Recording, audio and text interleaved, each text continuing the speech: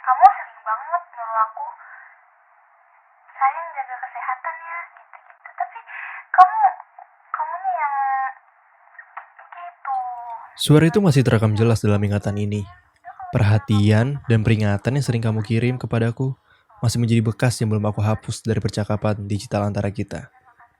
Terkadang aku juga masih membaca pesan-pesan itu untuk membunuh sepiku. Walau aku tahu ini hanya kegiatan yang akan sia-sia. Jangan keseringan makan mie, sayangku. Jangan keseringan makan mie. Gak bagus buat pencernaan. Jangan ya.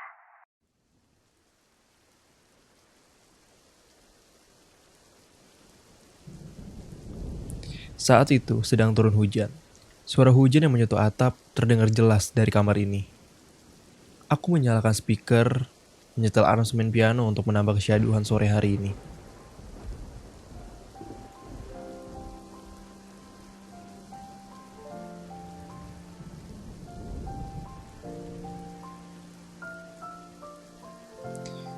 Sejenak, aku berdiri dan duduk sambil membuka laptop, siap melintasi dunia maya yang penuh dengan insan mengumbar keriaan.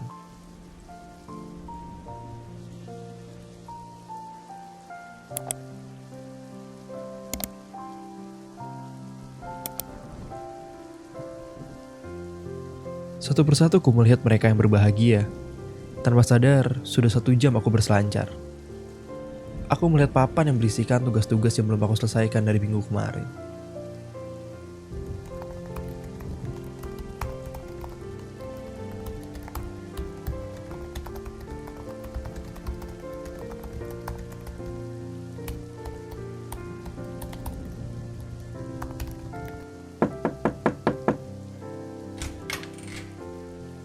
Suara mama yang berada di depan pintu kamar terdengar.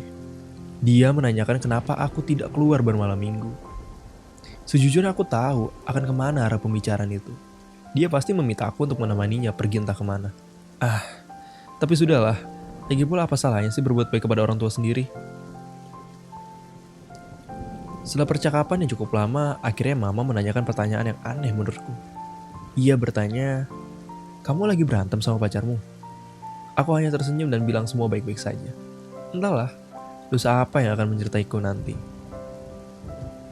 Mama ini sangat sayang kepada dia. Karena dia sudah lama tidak datang ke rumah, mungkin mama sedang kangen terhadapnya. Dia bisa masak, bahkan selalu memberikan mama masakan buatannya. Terkadang mereka sering memasak bersama di dapur saat aku masih belum pulang kuliah. Perhatian dia tidak diragukan lagi. Dia rela datang malam-malam ke rumah sakit hanya untuk memastikan keadaan mama selesai operasi pada saat itu. Maka dari itu, aku masih belum siap mengatakan ini kepada mama. Pada akhirnya mama memintaku untuk menemaninya ke toko buku. Mama ingin membelikan buku untuk cucu temannya yang kemarin berulang tahun. Aku sempat menolaknya dengan alibi tugasku cukup banyak. Tetapi akhirnya aku luluh dengan imbalan dibelikan buku baru. Ya lumayan, bisa ku baca di sela-sela ketika aku muak mengerjakan tugas kan. Lagi pula uang bulanan yang biasa aku belikan buku bisa aku alihkan untuk membeli barang yang lain.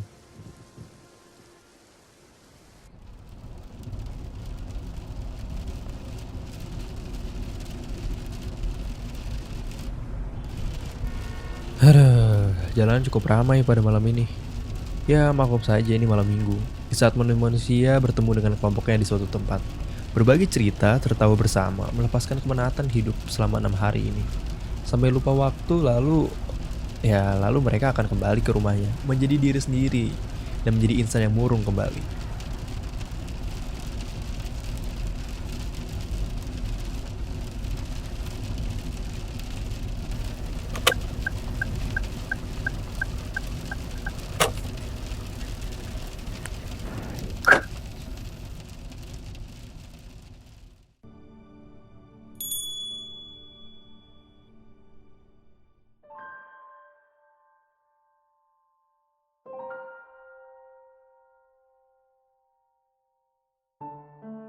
Toko buku ini, kenapa ya aroma toko buku ini selalu mempunyai ciri khas tersendiri? Kesejukan aku dapati di sini, ditemani dengan ketenangan mereka-mereka yang sedang mencari buku pilihannya. Rak demi rak aku lewati, mulai dari keagamaan, ekonomi, hukum, filsafat, dan rak peralatan melukis. Di sana, iya di sana.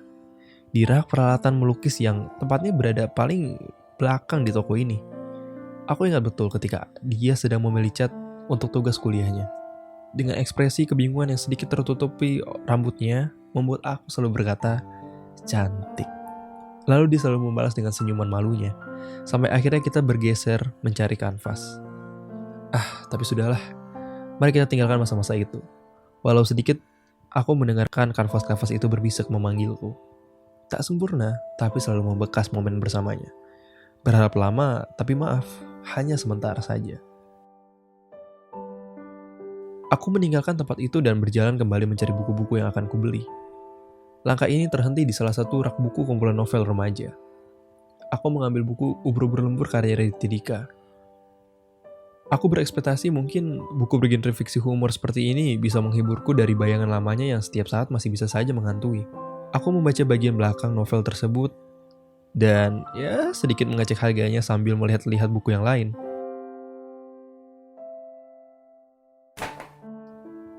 Ketika aku menoleh ke kiri, aku sedikit terkejut melihat wanita yang sedang mengambil buku yang jatuh itu. Jaraknya hanya 5 meter dari aku berdiri.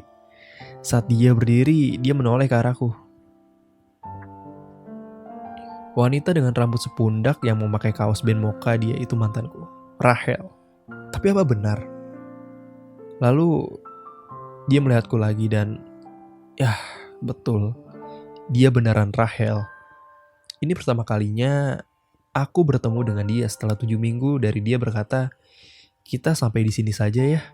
Di dalam mobilku di depan rumahnya ketika selesai berkencan. Setelah hening yang cukup lama, dia menyapaku dengan, "Hai, kamu sedang apa?" Lalu aku membalas sapanya dan membiasakan diri dari situasi canggung ini. Dia menghampiriku dan kita berbicara tidak terlalu lama, mungkin tidak sampai 1 menit. Dimulai dari pertanyaan template seperti, kamu sedang apa, sama siapa saja, dan sampai akhirnya ada sosok pria berkaus hitam menghampirinya. Sebelum dia pergi, dia berpesan kepadaku, titip salam ya untuk mama kamu. Lalu dia mulai meninggalkanku di sini, di depan rak buku kumpulan novel remaja. Pundaknya semakin lama semakin jauh. Buku-buku di sekitarku mungkin akan tertawa melihatku terdiam cukup lama setelah dia pergi. Pikiranku semakin liar, menerka-nerka siapa sosok pria berkaus hitam dengan dia tadi. Otakku memang sedang tidak berfungsi ketika berbicara dengan dia. Yang ada di pikiranku, bagaimana aku bisa menjawab semua pertanyaan yang dia tanya tadi. Dengan melihat ke atas sambil menghela nafas, aku berusaha melupakan dengan kejadian tadi. Aku berjalan menuju mama yang berada di rak buku bagian filsafat. Di tas belanjaannya sudah ada 2 buku dongeng anak kecil. Mama melihatku dan tersenyum. Ketika itu dia memelukku dan berkata, tadi mama bertemu dia. Dia juga merekomendasikan buku-buku ini. Sudah nak, yang berlalu biarlah yang berlalu. Memori manis tentangnya biarkan saja menjadi cerita di masa lalu. Kamu tidak usah menjelaskan kepada mama. Karena sebelum dia bilang ke kamu, dia sudah bercerita panjang kepada mama. Mama tahu itu semua kesalahan kamu. Menyanyiakan seseorang untuk orang lain. Setelah itu, mama melepaskan pelukannya dan pergi menuju kasir. Dan aku terdiam dan mulai menyalahkan diriku. Iya, aku yang kembali ditertawahi oleh buku-buku yang tersusun rapi di rak-rak ini. Iya, aku yang air matanya jatuh di pipi di antara mereka-mereka yang sedang mencari buku.